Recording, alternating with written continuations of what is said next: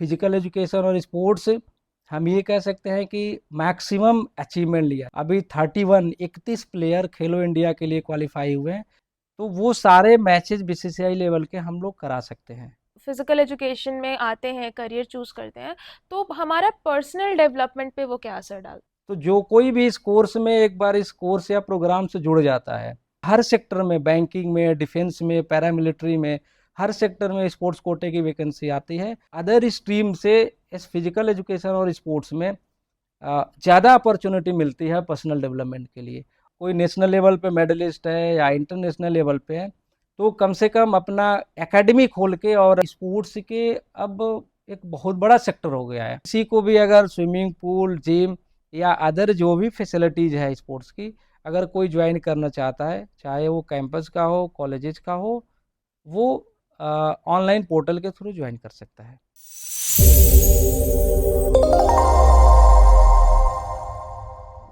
नमस्कार, आपका स्वागत है विश्वविद्यालय वार्ता के एक नए एपिसोड में।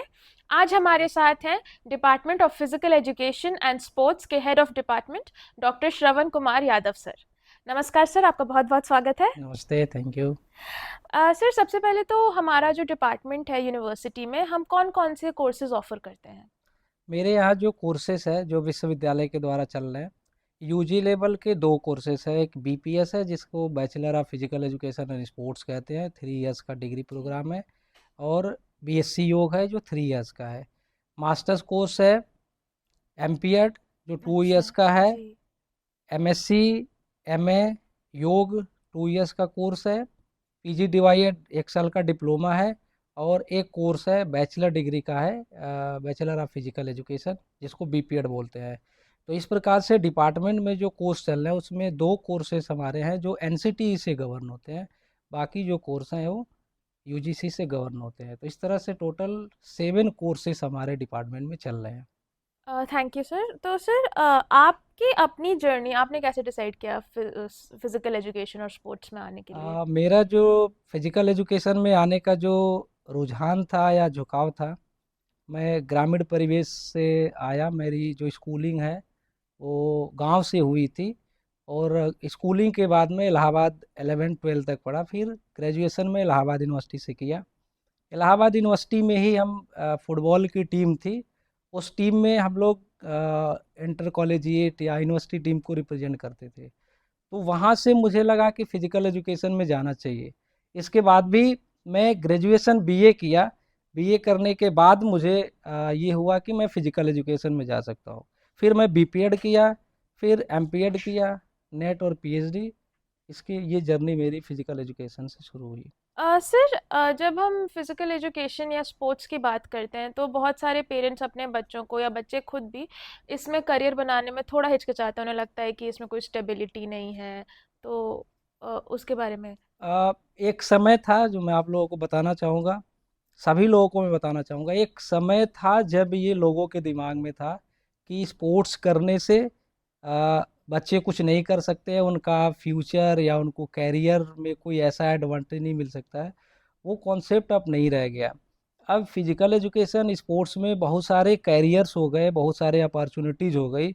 एज लाइक मैं जैसे आपको बताना चाहूँ, जैसे कोई पीपीएड करता है, एमपीएड करता है, तो उसको कोचेज, ट्रेनर, स्कूल्स में भी, डिग्री कॉलेज में भी बहुत सारे स्पोर्ट्स के एकेडमी चलती हैं। तो बहुत से ऐसे बीपीएड एमपीएड के स्टूडेंट हैं वो अपना एकेडमी भी चलाते हैं। और इसके अलावा स्पोर्ट्स साइकोलॉजिस्ट हैं, स्पोर्ट्स फिजियोथेरेपिस्ट हैं। स्पोर्ट्स में जो बड़े बड़े ये होटल्स हैं उसमें स्विमिंग पूल हैं, मसाजर्स हैं। तो बहुत सारे स्पोर्ट्स के अब एक बहुत बड़ा सेक्टर हो गया है। हम ये नहीं कह सकते हैं कि हाँ, पहले ही कॉन्सेप्ट था लोगों में कि लोगों को ये लगता था कि खेलने कूदने से बस ये है कि जब तक खेले कूदे।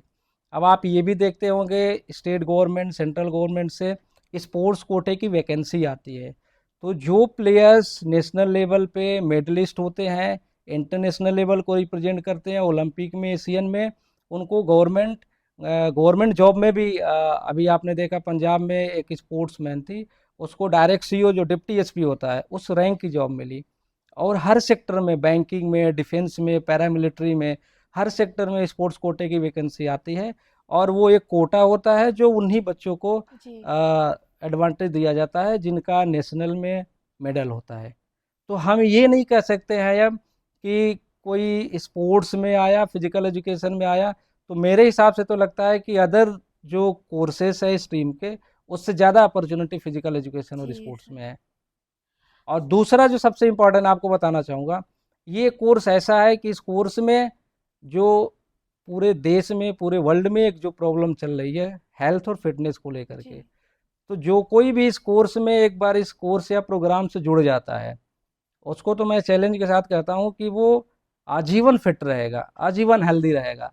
तो ये ऊपर वाले का बहुत बड़ा एक मतलब हम कह सकते हैं तोहफा है कि इस फील्ड से हम लोग जुड़ते हैं तो कम से कम फिटनेस को तो मेंटेन करके रखते हैं। सर अभी हमने मेडल्स की बात की, तो हमारी यूनिवर्सिटी में जो अचीवर्स हैं उनके बारे में बताइए। विगत 3-4 सालों में जब से हमारे माननीय कुलपति महोदय सर के मार्गदर्शन में या प्रेरणा से डिपार्टमेंट फिजिकल एजुकेशन और स्पोर्ट्स, हम ये कह सकते हैं कि मैक्सिमम अचीवमेंट लिया। जैसे मैं अभी आपको बताना चाहूँगा, अभी 31 प्लेयर खेलो इंडिया के लिए क्वालिफाई हुए हैं, जो 25 से 5 दिसंबर तक राजस्थान में इवेंट हो रहा है।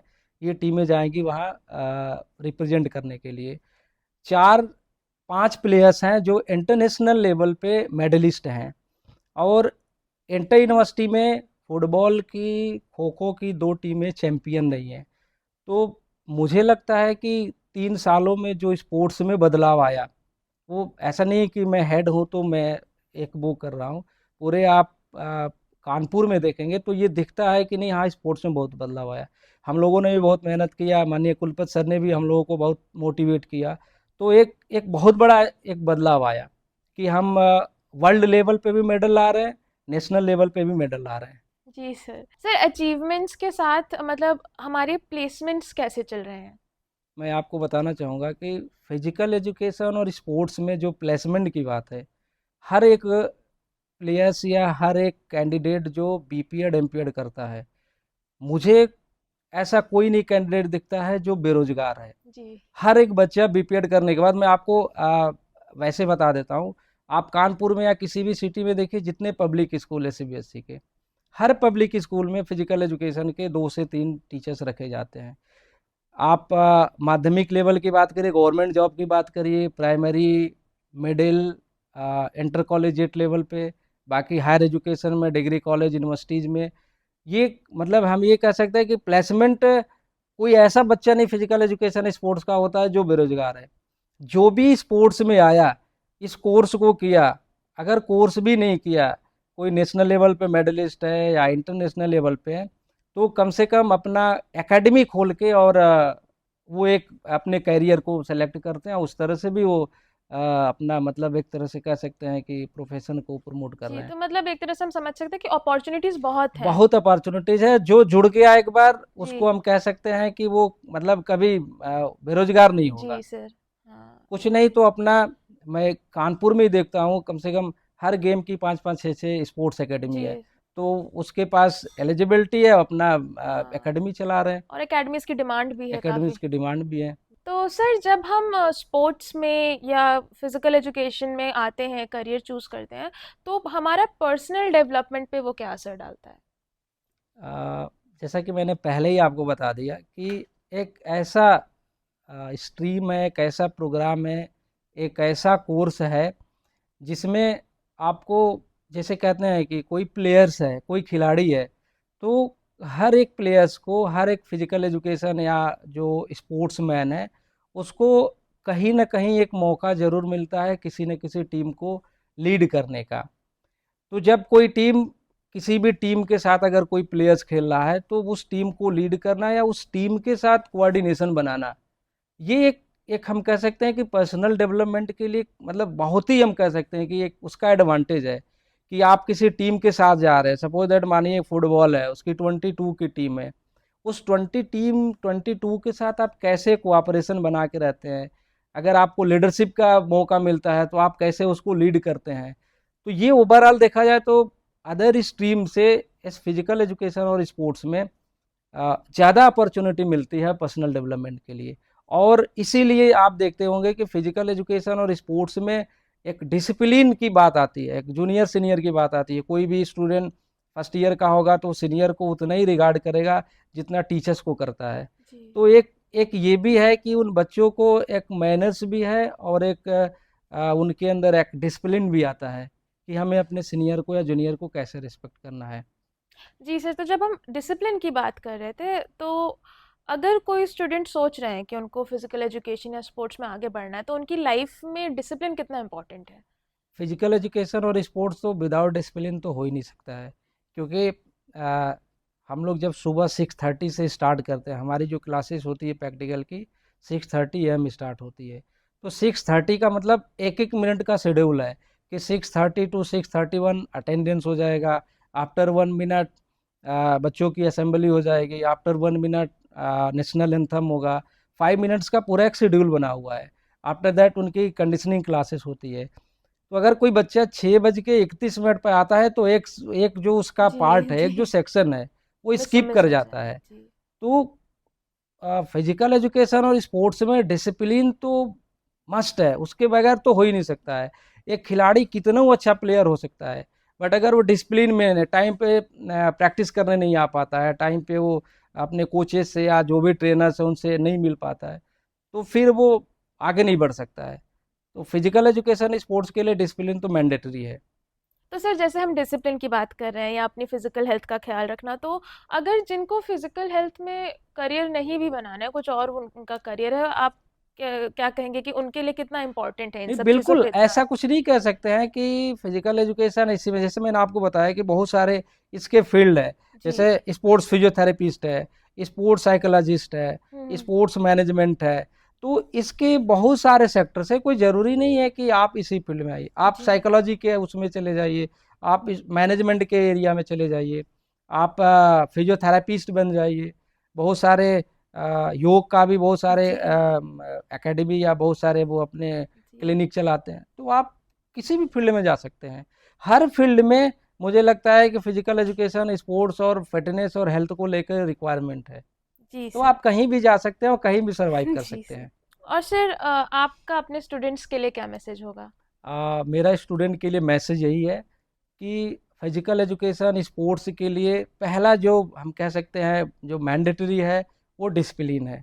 हर एक स्टूडेंट को, हर एक प्लेयर्स को, हर एक बच्चे को डिसिप्लिन मेंटेन करना चाहिए। अगर वो अनुशासन में है तो ऑटोमेटिक चीज़ें वो सीखता जाएगा और आगे बढ़ता जाएगा। तो फिजिकल एजुकेशन में पहली फर्स्ट प्रायोरिटी है कि आप डिसिप्लिन रहिए, आप अपने जूनियर सीनियर को रेस्पेक्ट करिए, अपने टीचर्स को रिस्पेक्ट करिए, आप ऑटोमेटिक ऊपर बढ़ जाएंगे। तो जी सर। अपने बस ये है कि आ, अपनी जो प्रोफेशन है उसको आप कहते हैं ना कि उससे आपका वो होना चाहिए, मतलब आपका लगाव होना चाहिए, आपका 100% उस पर कमांड होना चाहिए। तो जी सर। ऑटोमेटिक आपको सीनियर के थ्रू या टीचर्स के थ्रू आपको आगे प्रमोट किया ही जाएगा। सर, जैसा कि अभी हम लोग स्पोर्ट्स कोटा के बारे में बात कर रहे थे, यूनिवर्सिटी में भी स्पोर्ट्स कोटा के थ्रू एडमिशन्स होते हैं, तो उसके बारे में कुछ बताइए। मैं इसके बारे में बताना चाहूँगा, माननीय कुलपति महोदय ने 2023 से स्पोर्ट्स की एक पॉलिसी बनाई गई। इस पॉलिसी में ये किया गया कि जो भी बच्चा नेशनल या इंटरनेशनल लेवल पे मेडलिस्ट है, हम्म। चाहे वो ओपन खेला हो या एआईयू का ऑल इंडिया यूनिवर्सिटी का इवेंट खेला हो, उसको फ्री ऑफ कॉस्ट एडमिशन दिया गया। पिछले एकेडमिक सेशन में 81 स्पोर्ट्स कोटे में एडमिशन हुए, जिसमें मैक्सिमम बच्चों ने नेशनल लेवल पे भी मेडल लाए और कुछ बच्चे, उसी के मैक्सिमम बच्चे हैं जो खेलो इंडिया के लिए भी क्वालिफाई हुए हैं। इस बार भी करीब 10 एडमिशन्स हुए स्पोर्ट्स कोटे में।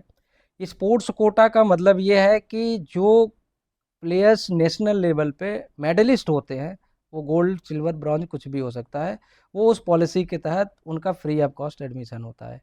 और उनको रहने के लिए भी विश्वविद्यालय देती है, उनको टीएडीए सब कुछ उनका मिलता है। जी और इसी हम कह सकते हैं कि ये जो स्पोर्ट्स कोटा आया, इस स्पोर्ट्स कोटे से विश्वविद्यालय में जो स्पोर्ट्स का एक जो हम कह सकते हैं कि बदलाव आया, वो स्पोर्ट्स कोटा का एक अहम रोल है उसमें।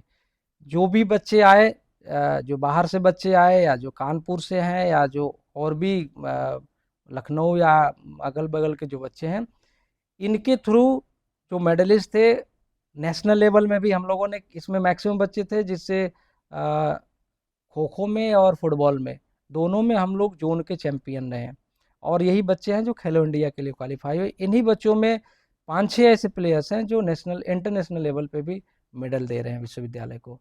तो ये एक विश्वविद्यालय के लिए एक बहुत बड़ा स्पोर्ट्स में एक हम कह सकते हैं कि उसमें विश्वविद्यालय के नाम को रोशन करने में इनका बहुत भूमिका है। जी सर, तो हमारी यूनिवर्सिटी एक्सेल कर रही है स्पोर्ट्स में, और इसी के चलते हाल ही में कॉन्वोकेशन में 17 सितंबर को गवर्नर मैम ने एकलव्य स्पोर्ट्स कॉम्प्लेक्स को इनॉग्रेट किया था, तो उसके बारे में बताइए। मैं आपको बताना चाहूँगा कि जो स्पोर्ट्स एकलव्य स्पोर्ट्स कॉम्प्लेक्स का इनॉग्रेशन हुआ, इसमें मेनली 5 ग्राउंड है जो किसी भी यूपी के स्टेट यूनिवर्सिटी में ऐसी स्पोर्ट्स की फैसिलिटीज़ नहीं है। जिसमें मैं आपको बताना चाहूँगा कि athletic synthetic athletic 400 standard level का ट्रैक है, जिस पे हम नेशनल स्टैंडर्ड और इंटरनेशनल लेवल के इवेंट करा सकते हैं। उसके साथ साथ फुटबॉल ग्राउंड है, फुटबॉल ग्राउंड भी इंटरनेशनल स्टैंडर्ड का है। उसके साथ बास्केटबॉल, वॉलीबॉल, और जो सबसे इम्पोर्टेंट है क्रिकेट स्टेडियम, जो 7 पिच की स्टेडियम है। मुझे नहीं लगता यूपी के किसी यूनिवर्सिटी में क्रिकेट की इतनी अच्छी और 7 पिच की स्टेडियम होगी। तो ये जो बेसिकली 5 ग्राउंड्स का इनॉग्रेशन हुआ, ये ग्राउंड्स तैयार हैं। इनके लिए विश्वविद्यालय के जो स्टूडेंट्स हैं, प्लेयर्स हैं, आउटसाइडर के जो भी प्लेयर्स हैं, अगर वो पार्टिसिपेट करना चाहते हैं, विश्वविद्यालय के थ्रू एक नॉमिनल चार्जेज रखा जाएगा। उसके थ्रू वो रजिस्ट्रेशन पोर्टल पे ऑनलाइन रजिस्ट्रेशन करना होगा, उसके थ्रू उस फैसिलिटीज़ को यूटिलाइज कर सकते हैं। तो विश्वविद्यालय के लिए जो न्यू एकलव्य स्पोर्ट्स कॉम्प्लेक्स है, ये एक स्पोर्ट्स को हम कह सकते हैं कि आगे बढ़ाने में, या लोगों को देखने से ये लगता है कि नहीं स्पोर्ट्स का जो डिपार्टमेंट है वो एक अलग दिखता है पहले से, अगर हम कंपैरिजन करें तो। और वही बच्चों को प्रैक्टिस करने के लिए या ट्रेनिंग करने के लिए अपनी तरफ खींचता है। तो ये एक बहुत इम्पॉर्टेंट, इसकी बहुत एक ज़रूरत भी थी।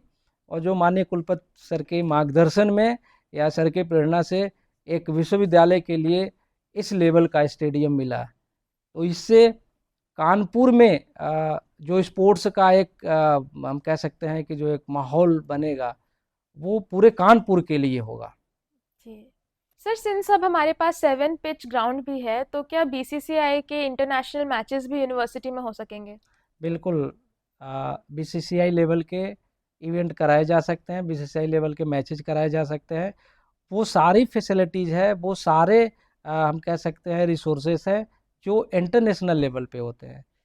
तो वो सारे मैचेस बीसीसीआई लेवल के हम लोग करा सकते हैं। उसके लिए जो एक स्टैंडर्ड लेवल के जो ग्राउंड्स होने चाहिए, वो ग्राउंड्स जो स्टेडियम है वो स्टैंडर्ड लेवल का है। तो हम लोग जो इंटरनेशनल लेवल के इवेंट्स है उसको करा सकते हैं। जी सर, और सिंस जब हम फैसिलिटीज़ की बात कर रहे हैं, तो यूनिवर्सिटी में जिम है और स्विमिंग पूल है, और ये सब बहुत ही न्यूनतम शुल्क में सभी बच्चों को, और शायद जो स्टूडेंट्स नहीं भी हैं उनके लिए भी अवेलेबल है। तो कौन कौन इनको अवेल कर सकता है, कितनी फीस में अवेल कर सकता है? आ, जो जिम है और स्विमिंग पूल है, अभी तक हम लोग जितने ग्राउंड्स थे वो सभी फ्री ऑफ कॉस्ट थे। जो भी ट्रेनिंग करने आता था वो फ्री ऑफ कॉस्ट था। लेकिन स्विमिंग और जिम दो में था जो मिनिमम चार्जेस थे, अभी भी है।